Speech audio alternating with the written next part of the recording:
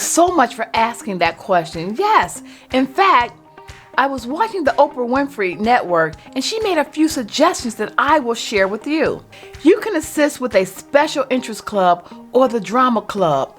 With teachers being asked to do more and more with fewer resources, sometimes it's up to parents to keep extracurricular activities going. You can speak to classes about your career or special expertise.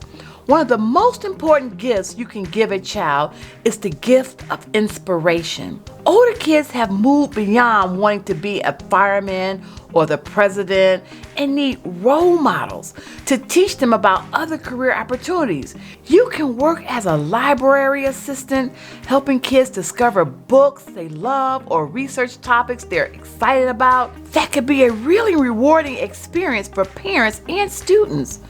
Volunteer to help with sports programs. I coached basketball and needed an assistant because it was tough trying to coach alone.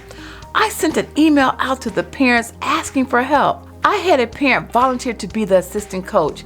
Keeping kids active is critical to their physical and emotional health. Parent involvement can do a lot for school sports programs, and even more critical if the schools are underfunded.